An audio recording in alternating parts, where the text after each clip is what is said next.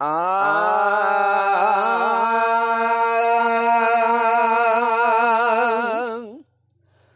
मिठा मुझे दर्दन जो दवा दरमान थी अच जा। ओ मिठा मुझे दर्दन जो दवा दरमान थी अच जा।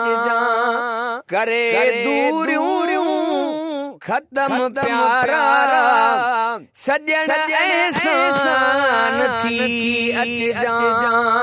ओ पीरी एहसान थी अच जा। मिठा मुझे दर्दन जो ओ दवा दरमान थी अच जा। ओ जुदाई में जले जान थी सजन साईं खुदा जाने। ओ जुदाई में जले जान थी सजन साईं खुदा जाने। करे को क्या क्या सुनो करते मिठा मेहरबान थी अच जा। ओ पीरी मेहरबान थी अच जा। मिठा मुझे दर्दन जो ओ दवा दरमान थी अच जा। दवा दरमान थी अच जा। सिक्के साथो पियो मुझो पीरी प्यारा सदा तोले। पीरी प्यारा सदा तोले। ओ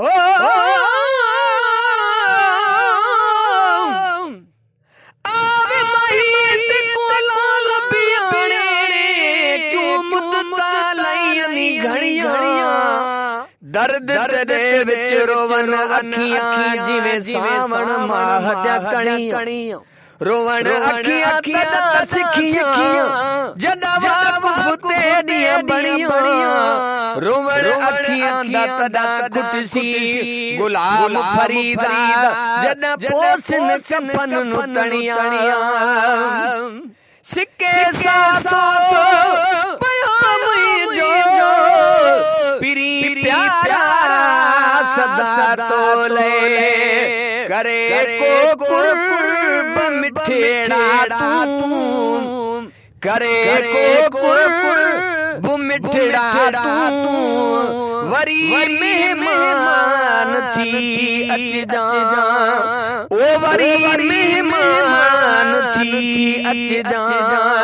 मिठा मुझे दर्दन जो दवा दरमान थी अच जा। करे दूरियूं खत्म प्यारा सजन एहसान थी अच जा। सजन कोई सहारो दुखी दिल के दिलासो दे। दुखी दिल के दिलासो दे। हो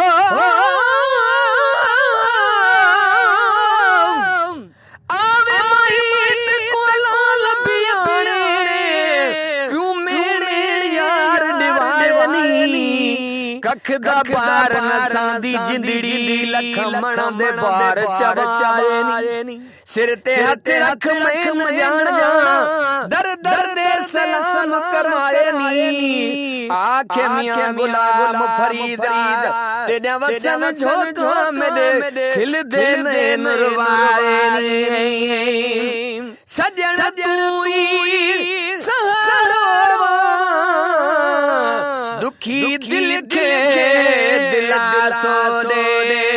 तुझो आया तुझो रहद से तुझो आया तुझो तुझो रहद से इहो ऐलान थी अच जा इहो ऐलान थी अच जा मिठा मुंहिंजे दर्दन जो दवा दरमान थी अच जा दवा दरमान थी अच जा करे दूर खत्म प्यारा सजन एहसान थी अच जा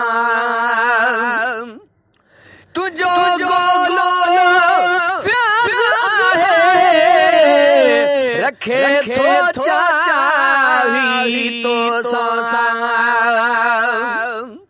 तुझो गोलो प्यास आहे रखे थो चाही तो सोसा मुझे दर्दन जे लाहिण जो मिठा सामान थी अच जा मुझे दर्दन जे लाहिण जो मिठा सामान थी अच जा ओ करे दूर खत्म प्यारा सजन एहसान थी अच जा मिठा एहसान थी अच जा